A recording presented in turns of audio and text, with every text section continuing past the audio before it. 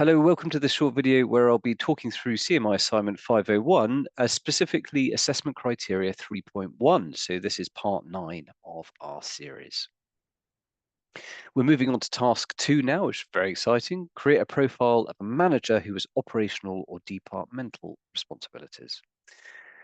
This assessment criteria 3.1 specifically asks us to assess the knowledge and skills required for a management and leadership role. I think it probably helps to think about a sort of middle manager in your environment. What do they need to know and what skills do they need to have?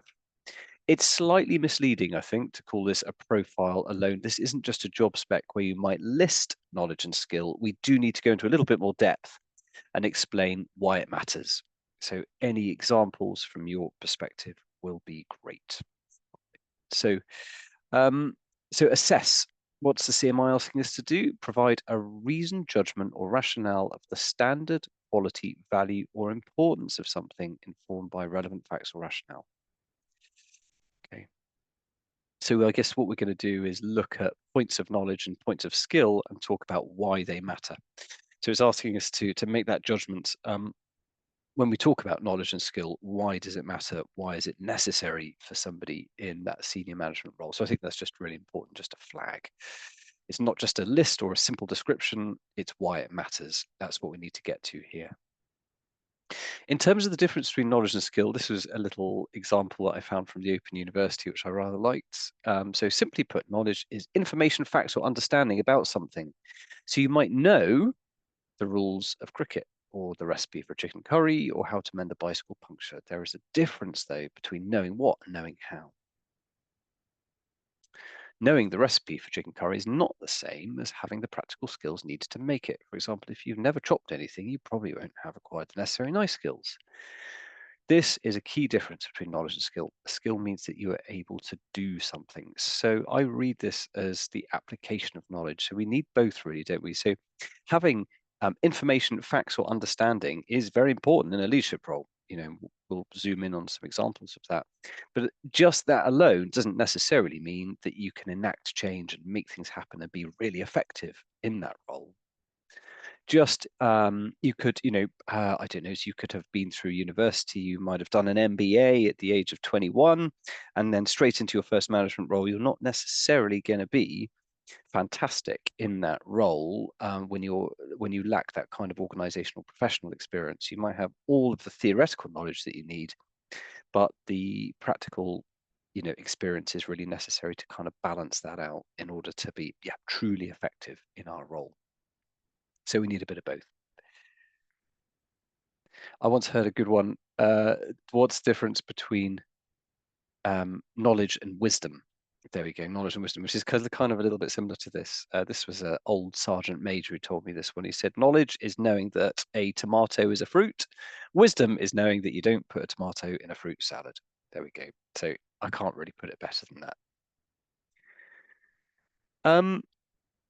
So what sort of leadership knowledge might we need? And I suppose these are just some thoughts, really. So leadership knowledge, well, theoretical knowledge, I would say when you do things like leadership development programs and that sort of thing, you look at different theories and models and tools.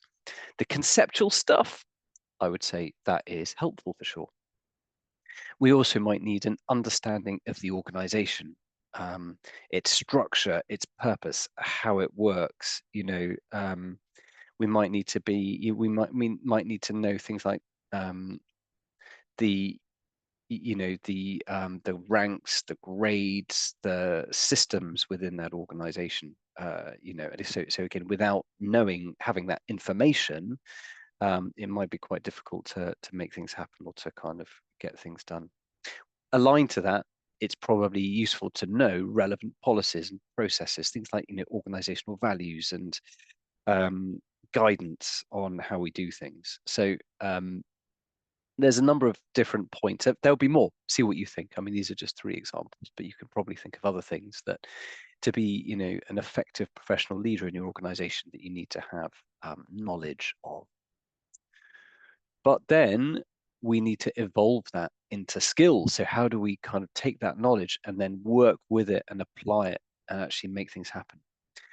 So taking theoretical knowledge, but being able to effectively apply models to communicate with and engage colleagues, to actually really use this theoretical stuff to good effect, that you might say is more of a skill. And it takes practice. You're going to need to test things out. You need to get feedback, build confidence with it over time.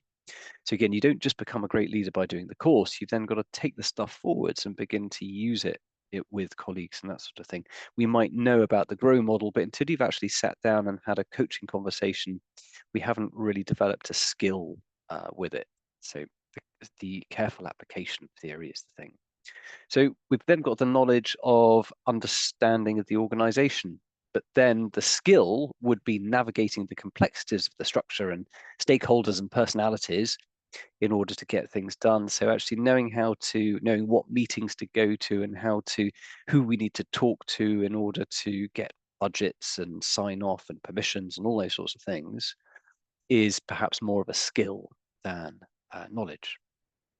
Knowing relevant policies and processes is great, but then being able to interpret policies and processes to inform real decisions. So the so what, and really reading between the lines sometimes with those, and so or interpreting things like organizational values so that we can then use those to inform how we develop strategies and plans, or perhaps how we facilitate conversations around that, is much more of a skill. It's the application of that knowledge. So there we go. That's just three examples. I'm sure you would be able to think of others. But again, what I've tried to do here is show that we have knowledge and we have skills. They're a little bit different, but they are interconnected. We here, I guess, with the way that I've looked at it is you might start with the knowledge, and then through practice and feedback and application, we can then begin to develop skills. I would see the development of skills as being quite long term. It's more of a kind of long term process to work through, and it's likely to involve making mistakes and getting things wrong and that type of thing. So there's quite a lot to developing a skill set, really. Some points to note for this one. So it's not just about listing types of knowledge and skill. For this, my recommendation would be that you focus on 3 to 5 examples of knowledge and 3 to 5 examples of skill. And the key is to discuss why you think that they're important. Why do you think they matter in your organization? So to support that, any examples, little stories, case studies to bring it to life will be really, really good. So it's not about generating a long list like you might have on a job spec. It's probably about narrowing that down to, say, I don't know, 3 or 4 points, and then really going into why do they matter? Why do you think that they're important? What's your judgment around that? And that is that assessment criteria complete. So again, hopefully helpful, and look out for the next one very soon.